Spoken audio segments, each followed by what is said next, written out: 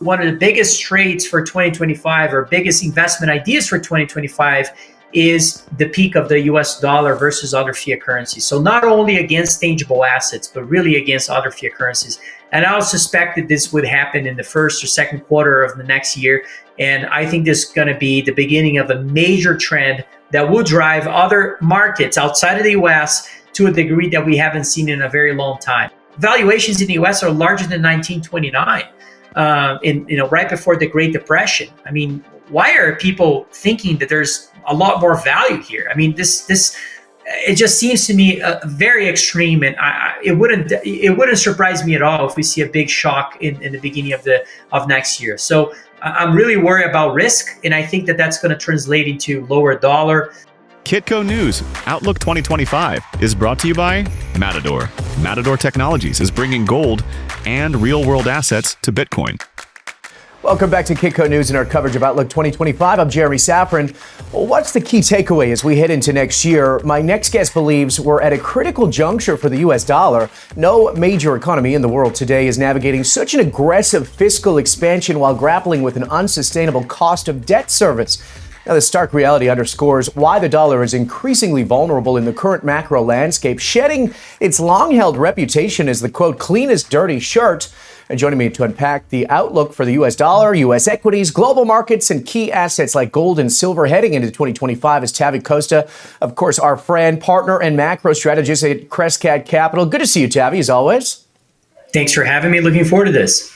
Yeah, me too. I mean, there's so much unknown going into 2025. I mean, of course, we have a new president in the office, but I want to first start with the history of the U.S. dollar cycles. I mean, in your latest report, which is called The History of U.S. Dollar Cycles, it highlights a major warning here, Tavi, and I quote, "The dollar is nearing a structurally driven and substantial downward transition." I mean, you pointed out that the growing challenge of managing unsustainable interest payments creates conditions for significant devaluation. So, walk us through these historical cycles that you've identified. Of course, we'll bring up a chart from your report so viewers can follow along. But what are the key patterns driving your conclusion here?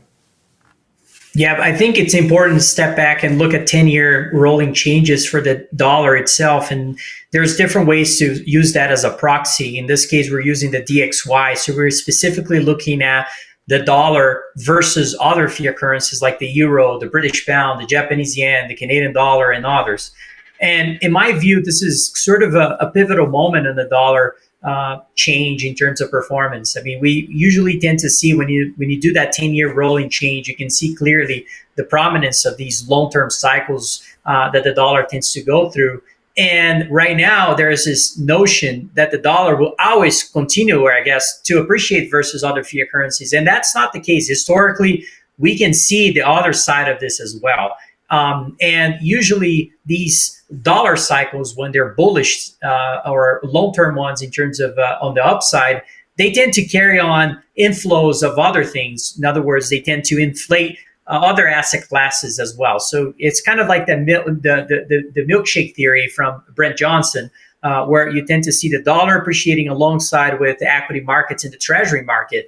But those things, they go on and on and on until a certain peak of valuations, and then investors begin to actually divest from those assets and invest in other things. And so we saw three that are important ones. One of them was coming out of the 1970s, downward movement on the dollar, of which bottomed and then started going up again. And it peaked at the Plaza Accord when countries outside of the US could not take any longer this appreciation of the dollar and collaborated on to making a deal where they would depreciate the dollar.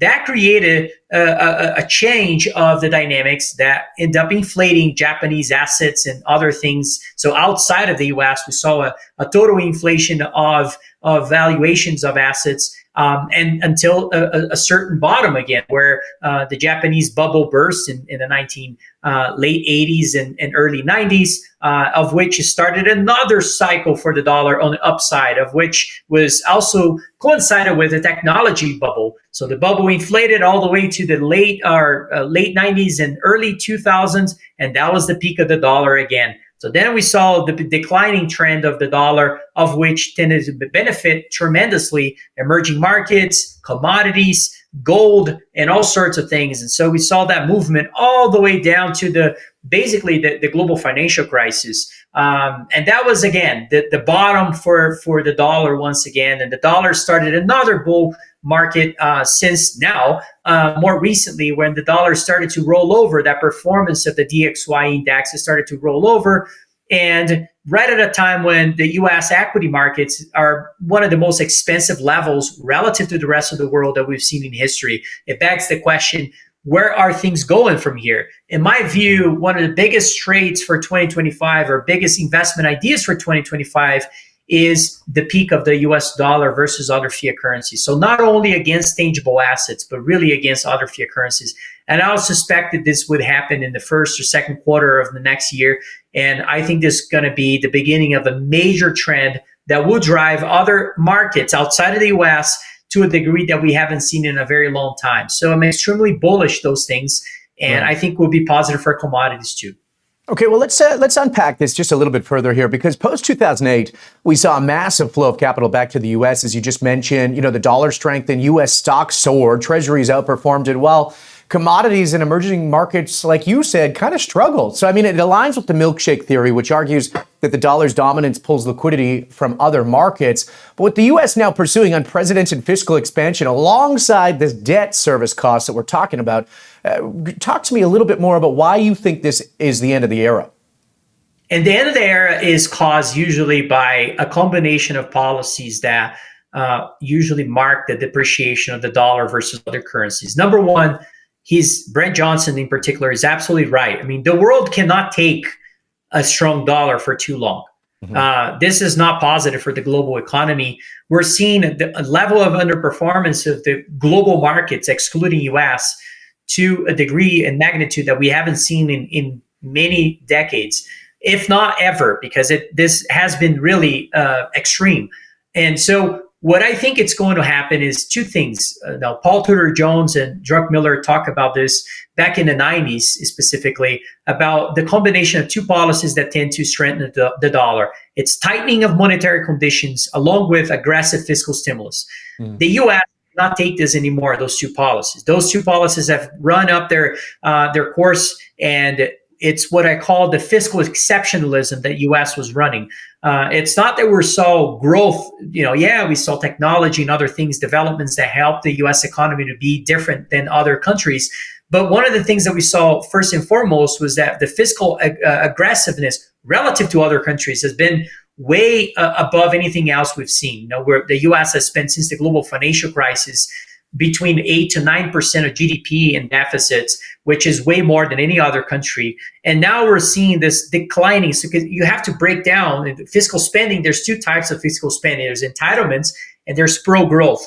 And we're actually at the lowest pro-growth spending in 40 years. And so, and the main reason for that is because interest payments relative to GDP are surging, which is causing the pro-growth bucket of the spending to shrink relative to the overall pie. And I think that's becoming a problem. When we talk about DOGE and cutting fiscal spending and all sorts of things, all those are not really drastic changes in the fiscal agenda. What really changes the fiscal agenda is one thing, actually, is reducing interest rates, is suppressing rates, i.e. what the Fed is doing regardless of inflation, right? Inflation has been sort of coming back up in all sorts of fronts. So I guess agricultural commodities making decade highs. We're seeing natural gas prices rising. We're seeing some other commodities rising. Gold has been, on a tier for the last few months, or last year or so. And so all these things are pointing to the direction that inflation is reaccelerating. Even the Fed's PCE, their own measurement is actually at levels that is way above their own target. Why are they cutting rates right now? To me, it comes down to the fact that the U.S. cannot afford having rates at these levels. And so we're seeing the opposite of that combination. Ideas about cutting fiscal spending potentially, and on top of it now, suppression of rates. And that is extremely negative for the dollar. And the U.S. is way more extreme than any other country when it comes to those two policies. And so from a relative standpoint, I think we're going to see much bigger movement in that front. And that's going to be a movement in terms of the depreciation of the currency versus other currencies. And so, you got to pay attention to what that does to the macro environment.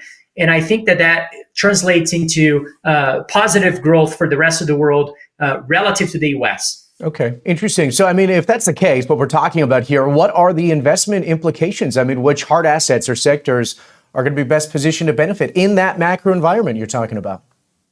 Maybe you can show one of the charts that I had, which shows the relative performance of equity markets globally versus, or I should say, US versus the rest of the world, which has a 0.83 correlation with the dollar changes. In other words, yes, the changes, when you just look at 5-year changes and all sorts of things, they're not very clear. But when you step back into a 10-year rolling change of equity markets performance and the dollar, they have a very strong correlation. And so if the dollar rolls over, most likely either we're about to see the outflows of capital from US equities into other places, of which could be caused by a crash. It could be caused by simply capital going to other places that have better opportunities. And we're starting to see those things happen. There's a reason why the Japanese market is doing so well, and especially recently relative to history. I mean, this is the first time we see the equity markets in Japan in dollar terms, finally take out their highs from the late 80s and early 90s. I mean, it's taken so many decades until finally that happened. We're starting to see Indian markets doing better. Indian markets have gone basically sideways for a long time, and now recently in dollar terms, they have started to surge as well.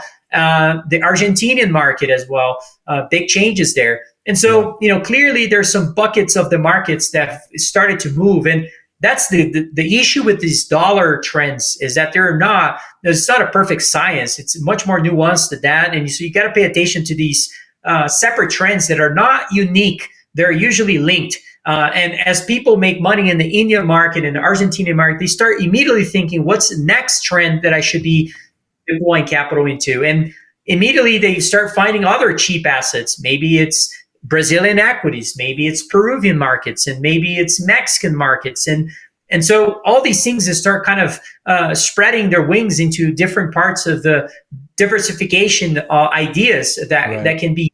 And so that's where, the rest of the world tends to actually become a much better proposition from a value standpoint than the US. Well, it's interesting because, I mean, to your point, I mean, we're witnessing one of the most extreme periods in history for the U.S. equity markets relative to the rest of the world, as you said. I mean, U.S. stocks now account for 73% of the MSCI World Index, of course, the highest single country weighted ever recorded. So, Tavi, how long can this imbalance persist? I mean, what might trigger a shift in global capital flows away from these U.S. equities we're talking about?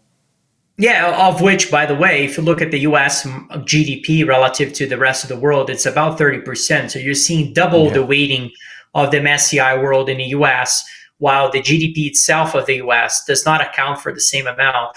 And that does include dollars that are earned outside of the US as part of these as well. So it is interesting how, I would say how extreme those weightings are. And passive investing has been a big portion of this too, in terms of outweighting U.S. equities. And look, I think there has been a few chapters of the U.S. economy since the COVID crisis. I know the response of that crisis in terms of the money printing and the fiscal aggressiveness that we saw, and the speed of those policies to come to fruition. Actually, the first chapter was inflation, right? Inflation began. We haven't seen inflation in many decades.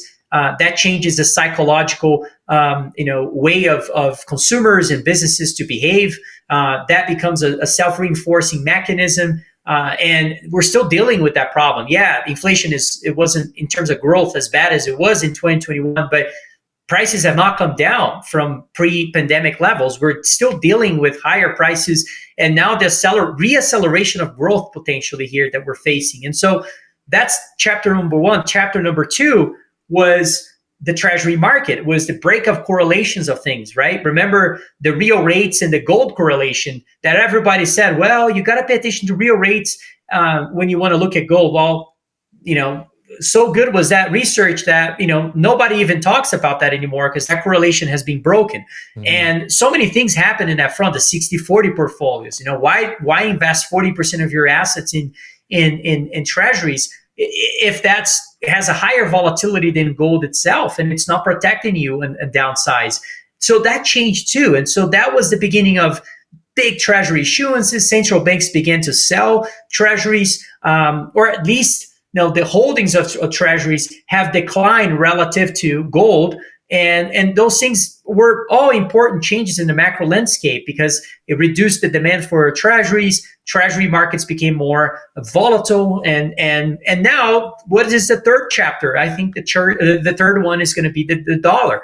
And I would just say, lastly, pay attention to what Scott Bessent has been saying, the new Treasury Secretary, which he basically laid out the plan. He said, look, Trump wants two things. He wants to keep the dollar reserve currency status, but also wants a weaker dollar, and said those two things are not mutually exclusive. So you can keep the dollar reserve currency status and weaken your dollar or your currency relative to others. And I think that that's exactly what they're going to try to accomplish. And if that's the case, the same people that were doubting that money printing and fiscal stimulus would actually create inflation again are the ones now talking about how Trump doesn't have a handle on depreciating the dollar. And, I think that the Trump is telling us what he's going to do. And so, why not pay attention to that? So that's why I'm very focused on this as a big trend.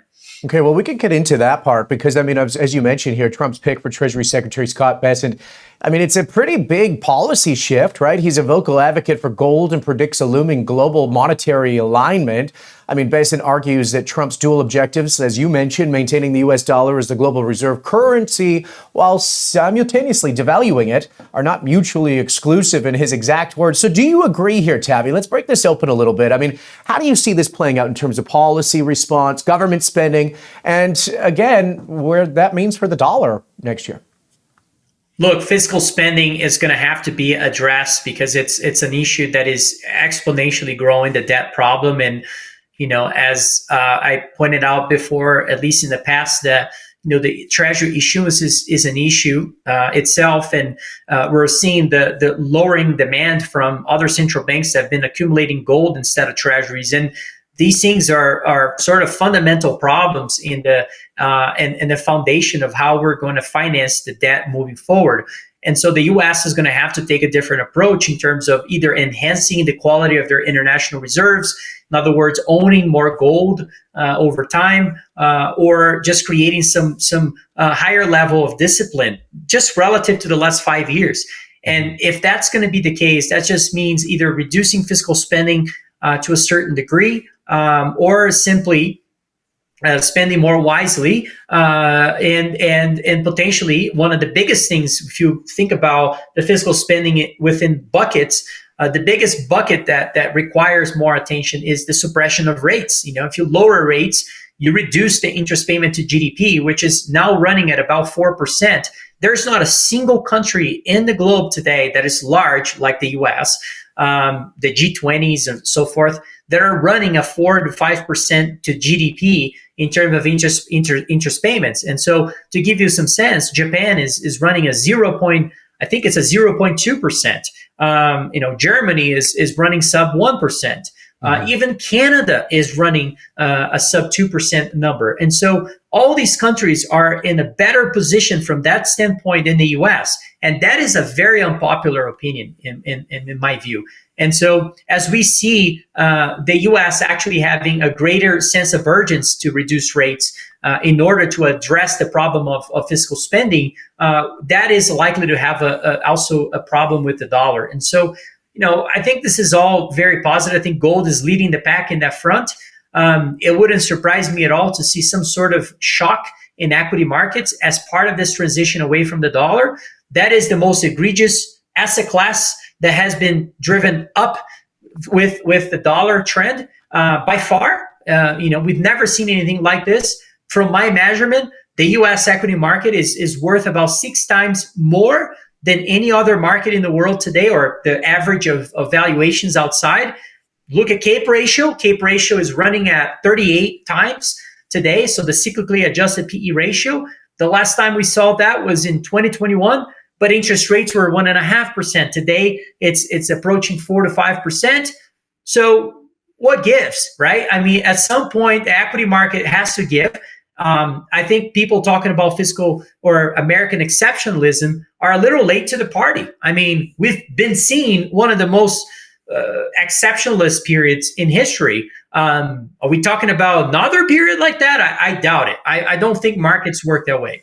So what do you think about 2025 in terms of the indices? I mean, what's this going to mean for the S&P 500, the Dow, the NASDAQ?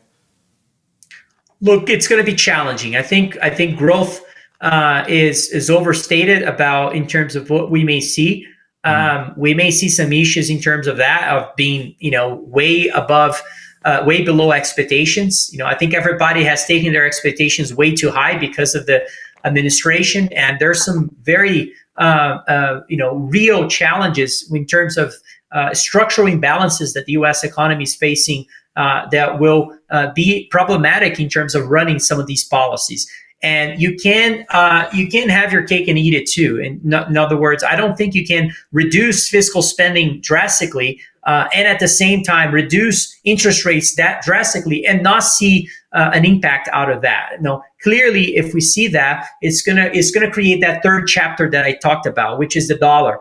And you look at things like sentiment. The Economist running, their cover of the magazine, showing different things about how the dollar continues to be, and the U.S. economy continues to be this strength that is, out of this world and so forth. And that has been the case. But magazine covers are always backward looking, and you as an investor should be looking at that as contrarian indicators instead, because you're always asking what's the cover from 5 years from now.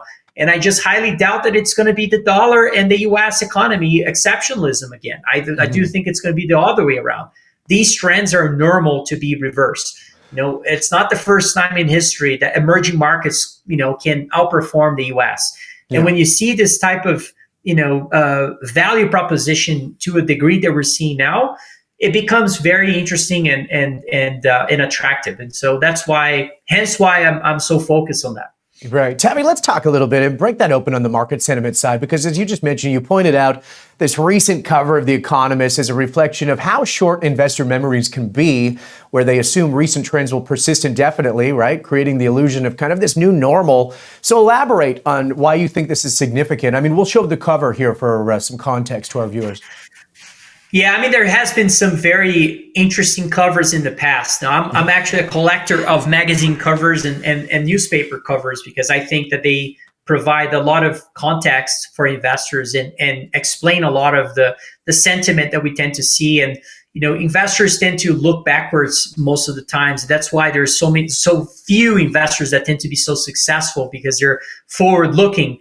And the reason for that is because it's easy to analyze things that have happened already and much harder to predict the future. And in investing in the macro standpoint, you really have to think about what are the possible policies we may see, and what are the constraints that might force those politicians to take those actions. And clearly, if you think about from those lenses, we cannot raise rates again, right? I mean, rates is almost, almost inevitable that we have to see rates moving lower, not higher. There's a reason why the Fed is being forced to lower rates, despite the fact that, maybe they can justify things of rates being where they are, especially with inflation coming back. But they're not allowed to do that. They can't do that. The market doesn't allow them to do so. And so they're going to be forced to cut rates. And I think that if there is any type of shock in the market, they're gonna take that opportunity to cut rates even further. And I do think that's a real a real trend that is highly likely in the next 6 months, is that we may see interest rates from the Fed to be drastically lower. And so I am paying very close attention to that, because it's going to have ramifications in markets overall. The other thing that I'm paying attention to is that spread of valuation of companies outside of the U.S. I think can't recall in my life, I travel often abroad, and I cannot recall a time in my life where for you to live in a foreign country in dollar terms has ever been this cheap. Houses are cheap. You can see businesses are cheap. You have businesses outside of the U.S. trading at 3-5 times earnings. They're just, they're generating as much cash flow and free cash flow than a U.S. business, but just because they're outside of the U.S., they have this differential of valuations, and these things, they don't last forever. And so, it's either AI that will drive the skillfulness and potentially better margins of some of these companies, or just the fact that capital flows valuations cannot grow to the sky. And so it's funny to me that we're seeing all these things and not really, valuations in the US are larger than 1929, right before the Great Depression. I mean, why are people thinking that there's a lot more value here? I mean, it just seems to me very extreme, and it wouldn't surprise me at all if we see a big shock in the beginning of next year. So I'm really worried about risk, and I think that that's going to translate into lower dollar, and that's going to be the next chapter of macro in this following years. Right. Yeah. I mean, you talked about interest rates there for a second. In a recent post on X, you noted that agricultural commodities have surged nearly 30% this year over year, reaching their highest levels in over a decade, even as the Fed prepares for another rate cut. I mean, how far are they going to go? Because, Tavi, you wrote, quote, "The war against inflation is far from over." So what's your inflation outlook for 2025? And how is this going to impact the key asset classes? Inflation is highly linked to the commodity space, and the fact that we've seen so much suppression of capital spending across the producers of commodities. And that's mainly because of the trend of capital going all to technologies and companies and not going towards natural resources. And therefore, these companies are starved for capital. They have not, been overspending or doing anything crazy in terms of capital. And therefore, that has a translation into suppression of supply of commodities. And so a lot of people are not seeing this, but there is a clear rotational dynamic playing out in commodities for the last 2 to 3 years. Back in 2021 was energy when it started moving, and then we saw lumber prices begin to move, and then that translating into ammonia prices, that then translating into agricultural commodities having a move. Then it was lithium, and then back again to energy when Russia invaded Ukraine. You can kind of see the trend. Orange juice then took off, and then back to copper. Copper prices were the flavor of the month for a while, and now gold starts moving. These are not unique moves. These are clearly interconnected, and that's a normal aspect of the commodities space in general. And I think this is the beginning of a commodities bull market, and therefore why I believe that this is going to be driving inflation higher and higher. There's other things about the dynamics of inflation that will probably play a role here. Deglobalization is a big one. When you get this level of debt and imbalances worldwide, countries just start looking inwards. That's why you see all these efforts about, onshoring and all that. And that has a cost. Of course, if you produce a product in China versus in the US, there's going to be a spread of that cost of production. And, we're probably going to see higher prices in the US for the next 5 to 10 years as we see those move towards bringing manufacturing back to the US and all sorts of implementations of policies along the ways. And so I think there's going to be big changes in inflation staying higher for longer. And by the way, politicians want inflation to be higher. If we want to reduce our debt, we have to have inflation higher for longer. And so all these things are probably linked. And so therefore, why commodities look so attractive in my view. Yeah. And to your point, I mean, how far the FOMC, I mean, they're going to hit interest rate this year. How far in 2025 are they going to take it about? I mean, they're not going to get back to 2%, are they? On inflation or interest rates? On the inflation side, it's still wanting to get inflation down to 2%. It's not happening quickly. Jeremy, I think the only way to get inflation below 2% is through a deflationary shock. Mm-hmm. I don't think it can happen just simply because prices are moving lower naturally, like we saw in prior decades and so forth. Although these numbers that we use and governments tend to use are very, of course, they're not really showing the true picture of what inflation is like, but even using their own metrics, clearly it's going to be hard to make the case that we can see inflation coming back down. You can throw AI into this and say productivity is going to be much better and so forth, but really it comes down to also deglobalization trends. We're seeing all these things with commodities. We're seeing labor unions fight over trying to get higher wages. There is a real world going on outside of this lunacy that AI is going to cure everything. And it's not the case. It's a great thing for society, and there's going to be great things and bad things. But I do think that we're facing a long-term inflationary problem. And in my view, any deflationary shock is probably going to be met with a lot of fiscal and monetary spending and creation, and that's going to be inflationary again. And so I think that this is a long-term trend, and we got to approach markets accordingly. So if Fed lower rates and inflation stays higher, I mean, is there anything more positive for tangible assets than that? I can't think of an environment that is better than this in particular. So okay, well, this is a good segue here then, Tavi. I got to put on my reading glasses for it, because we'll do a quick overview of 2024. As of the time of this filming, I mean, gold is up more than 28% year to date. Silver is up more than 29% year to date. Platinum is down more than 6% year to date. Palladium is down more than 14%. Copper is up nearly 8% year to date, and WTI crude is down 0.8% year over date.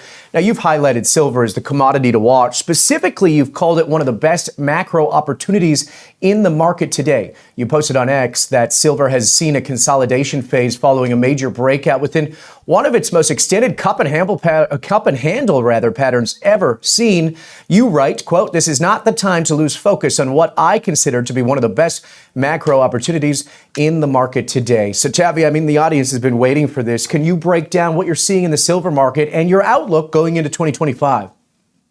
Yeah, well, look, to use an analogy here that hopefully is easier for your audience, I'm not a big surfer. I've tried to surf before and I'm terrible at it. But one thing you learn about it is that you have these waves, right? And there's usually a first big wave, which has been gold in this case, and they're usually followed by others. And I find it remarkable that people have lost faith into the things that tend to follow gold. And we're clearly seeing signs that capital is starting to go in those things. Therefore, why silver has been going up, not as much as gold yet. And therefore, why we're seeing some mining companies beginning to do much better. And not yet the explorers, not yet the developers, but we're seeing some M&A. There's some, compare this with 5 years ago. This market has changed quite drastically. Let's talk about a cover of magazines. I mean, back in 2021 or 2022, September of 2022, the Wall Street Journal put out an article, and it was right at that cover and said that gold has lost its reserve status. Well, that was the bottom for gold. Gold actually was $1,600 an ounce, and it's now $1,000 an ounce higher. And think about the cost to produce gold. Has it gone up $1,000 an ounce? I would argue strongly that it didn't. It probably went up maybe a couple $100, but not $1,000. So think about the margins that these companies right now. We own some of these companies, and they're producing and generating real cash flow here. Now, let's go back to your point about silver. Silver is interesting because it's now at an 83, 84 gold to silver ratio. We don't tend to see those things last when there is a real bull market in gold. So the big question is this a real bull market in gold? Is that wave sustainable for gold to bring the other waves in the back? I do think that's sustainable. And the main reason for that is because central banks are just getting started in their repurchases of gold. They used to own 70+% of their assets in gold, and they now own less than 20%. So we're probably seeing the beginning of this enhancement of their own portfolios, looking at central banks. And so, okay, what does that mean to silver? Well, silver is a monetary asset, first and foremost. And it's also an industrial metal, especially at times when silver prices are low. And I just played out like kind of a math experiment by looking at what Musk has been saying recently, which is that energy, or I should say solar panels are going to play a major role into providing energy source for the global economy, especially the US in the following years. Okay, well, pay attention to that. Well, there's a lot of silver in solar panels right now. And I know this has been played into most, some other folks and companies talking about that, but I wanted to do the math. And he talked about, well, if we do 100 mile per 100 mile, of a building of a solar panel area, that would be enough to basically produce enough energy for the entire U.S. economy. Okay, well, that's in today's electricity consumption. I mean, things can grow from here, obviously, because of AI and manufacturing, onshoring, and all sorts of things. Okay, but let's assume just today's electricity consumption. And I did the math on that because we can do the kind of idea. It would take about 5 times of annual production globally to do something along those lines. That's one country. China is already doing that. What if India decides to do that? What if Europe decides to do the same? What if Canada, Japan, Brazil, Australia? I don't know. I mean, this to me, it seems like that's about, just to give you some sense, I mean, solar panels in terms of demand alone is low double digits, right? Or I think it's the last time it was measured, maybe 12% of demand from silver is coming from solar panels. We're talking 5 times annual production of silver. What about if, that's just one bucket of potential demand? What if people start seeing silver as a monetary metal? Again, it is a monetary metal, but let's just say that they starts playing that role one more time in a bigger, more prominent way as used to in the past. That can change the whole dynamic of the metal. So to me, just, it's always looking for an idea that has all these alternatives of things that could work in its favor. And to me, silver falls into that category in a large way. So therefore, why I've been very bullish in the metal. And I still think there's a huge potential for us seeing historical prices. And, I can't help but be laser focused in owning assets that have exposure to silver. So you're talking about mining equities then. You're not going and buying silver coins, kind of the picks and shovels with the supply and demand imbalance that we've been hearing about for a long time. Look, no disrespect for those that want to own coins and want to own silver itself. It's just for me and my age, and I'm always looking for the most asymmetric way to play this.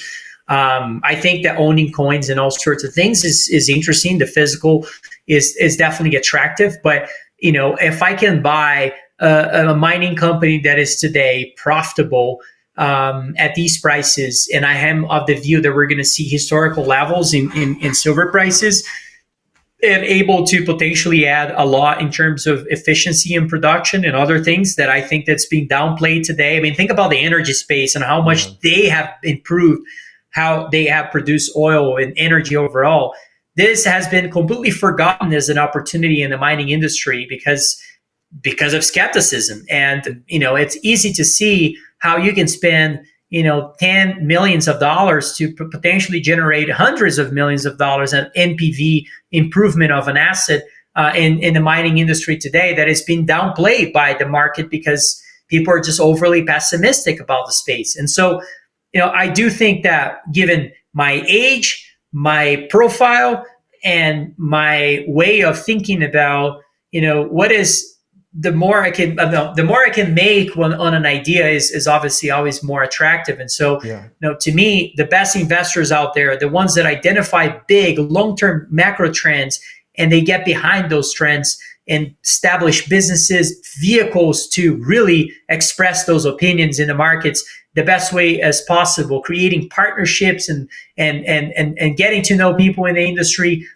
That to me is the mining space right now. It's a legacy space, legacy industry that has been with us for centuries and centuries. And people are just forgetting that when you have the underlying metal behaving the way it has been behaving, it tends to translate into better fundamentals. And these companies can make money, and they are making money. And I'm just shocked by the sentiment, but I view that as an opportunity. And so therefore why I'm putting all my efforts into this, because I do think there's going to be a great wealth generation opportunity for investors that are playing their cards right here.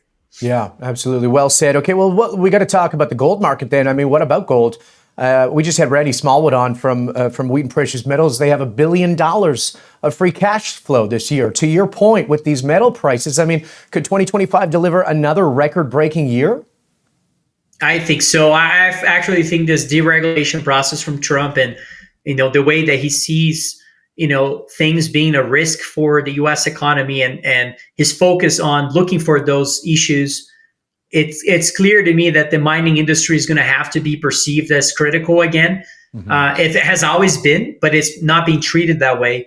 And I think that's about to change. I mean, just to give you some sense, Jeremy, back in the 60s, the mining industry used to make up about 17% of GDP. Today is 0.3%. And it begs the question, why? And the answer for that is, yes, we've seen productivity and some enhancements that cause the spending to be reduced relative to how much these companies can produce. So in other words, labor has been shrinked and all sorts of things. But the main reason for this is because the U.S. has become almost entirely, dependent on imports of ore and metals. For those that are in this industry know that the refining and smelter capacity is almost entirely done in China today. Close to 90% of all the capital spent in smelters and refining capacity have come from China, 90% since the early 2000s. And so, in my view, that is a real threat for the U.S. economy, along with mining overall. And eventually, we're going to see that coming back. And the U.S. is probably going to create incredible relationships with countries that are more neutral. South America may play a role here. So I think there's going to be some premiums for those that get production into the market much sooner. And there's going to be places that will provide that. And South America, I think, would be one of those. But the mining industry is really attractive from many fronts. And I think there's going to be some help from the government moving forward, because it's, again, inevitable given the fact that policymakers are going to start seeing this as a critical part of the overall economy. So, how do you build all these things that we're talking about? How do we go from, Elon Musk building a supercomputer, Colossus computer with 100,000 GPUs from NVIDIA, and now talking about 200,000 and expansion to 1 million GPUs, and all these mega cap companies doing the same thing. They're all building supercomputers. Where are we going to get electricity for this? Right. How does the metal and mining industry do not play into that? So I don't know.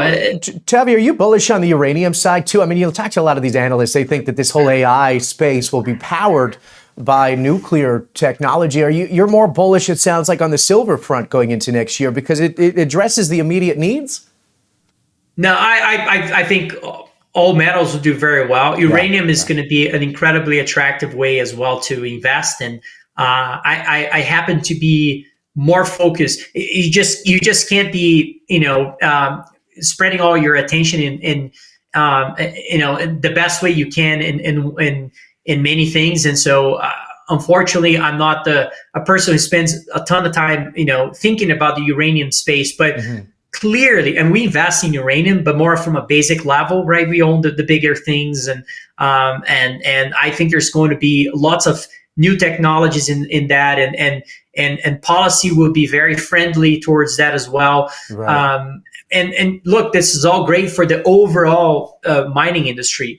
But my focus is on silver mostly, and gold and other metals. I'm very agnostic on metals. I think if you understand the fact that if gold is in a secular bull market, you can check that box somehow because of your views and conviction and all sorts of things. And usually, or at least just use history as a guiding. Other metals follow. They may be more cyclical. And you will have issues, they're, in back in the 70s, one of the best periods to own metals, the mining industry was down at some period 70% at that time. What are you going to do when that happens in this next decade? Are you going to just sell your assets because you worry about things, or are you going to add to your thesis because it's time to be adding because we're still in a secular bull market? So we're going to have those moments in the next, 10 years. And I think that having conviction is so important to act on those moments, and so Yeah, I'm well ready for said. those moments too. I think So, everyone is, including the incoming president. I mean, he campaigned on drill, baby, drill, and we're talking about maybe these regulations and some of that red tape being diminished. Let's hope. Okay, well, let's zoom out. We can have some fun here because the last question to you is kind of a macro one. But I mean, what are the top 3 predictions that you have for 2025 as we look at this outlook? oh well, top 3 would be, I think, would be Brazilian equities. At some moment, will lead the way on the upside. I'm extremely bullish there. I'm trying to say something unique outside of silver, right? You know my views on gold, silver, and all that. Right. I think that we may see a moment where this is going to be a totally contrarian idea. I think the Canadian dollar may surprise a lot of people relative to the dollar itself. I think that's very awfully positioned. It's one of the most shorted instruments out there today for the right reasons. I'm not complaining. I'm not saying that that's wrong or anything like that. But I can see the other side of it. Maybe political changes. Right. Maybe just the fact that it's a resource space. Maybe just the fact of what I said about commodities doing better, or just the fact that the dollar may peak. And that, to me, the dollar peak is the biggest trade for 2025, in my opinion. So everything's related to that. Let's see. And the third idea that is unique, perhaps, would be zinc. I'm going to go out and say that zinc is going to be an important metal in this next year. The supply dynamics look very interesting from a bullish standpoint. It's a metal that has been on an upper trend and a channel for a long time, and it tends to move quite rapidly when it starts moving. And I think that we're probably close to a pivotal moment, a turning point for zinc itself. And Interesting. again, I'm very bullish silver, gold, copper, and others, but I'm trying to offer something unique here. Yeah, no, absolutely. Before I let you go here, Tavi, I mean, you've compared the U.S. to the U.K.'s BOE moment when the Bank of England kind of reversed quantitative tightening to intervene as the buyer of the last resort here. Could the Fed be forced into a similar role next year? I think so. I mean, I really think that the next recession or next shock we may see, they don't have much of an option here. It's the changes of correlations are important, and the fact that most of these big funds are not seeing the benefit of owning treasuries today is going to be draining that demand of treasuries itself, and the Fed is going to have to be the funding mechanism for the treasury market, in my view. And so at some point, that is either through suppression of rates or just outright purchases. I think that it's going to be a very difficult environment for the treasury market moving forward. And so and ultimately that also drives the dollar lower too. But this is I mean, look, back in those times, I had such a high conviction on rates moving higher, and this was way before rates started. Now that post you're referring to was actually later on. I put out some other letters about the issuances of treasuries and how that was really scary, the amounts of that we were seeing back in those days. And we continue to see those numbers today. And that is on the back of fiscal spending being so high. I heard Scott Besson talking about lowering deficits to 3%. Well, think about this for a minute. Interest payment to GDP alone is 4 to 5%. So how are we going to run a deficit of 3% when the interest payment alone is already that amount? So, I can easily see that's interest rates are going to become a big part of the topic. And I just don't see a way outside of them moving a lot lower. And I'm talking short end. The long end may move a lot higher. Therefore, why we have a steepening trade in the portfolio. We think the curve will continue to steepen. So they're going to let the long end go and reduce the short end. And so that's another sort of idea for 2025 too. Yeah, what a fascinating time to be alive. We're kind of in the in-between, but I appreciate this. Tavi Costa, of course, the partner and macro strategist at Crescat Capital, joining us from Denver today. Happy holidays, my friend. Appreciate your time, as always. You as well. Merry Christmas. All right, my friend. Thanks, Tavi. Have a good one. Take care. We'd like to also thank our Outlook 2025 sponsor, Matador Technologies. They're bringing gold and real-world assets to Bitcoin. You can find out more by going to matador.network. I'm Jeremy Sappin for all of us here at Kitco News. Thanks for tuning in. Don't forget to hit the subscribe button. We'll see you next time. Kitco News Outlook 2025 is brought to you by Matador. Matador Technologies is bringing gold and real-world assets to Bitcoin.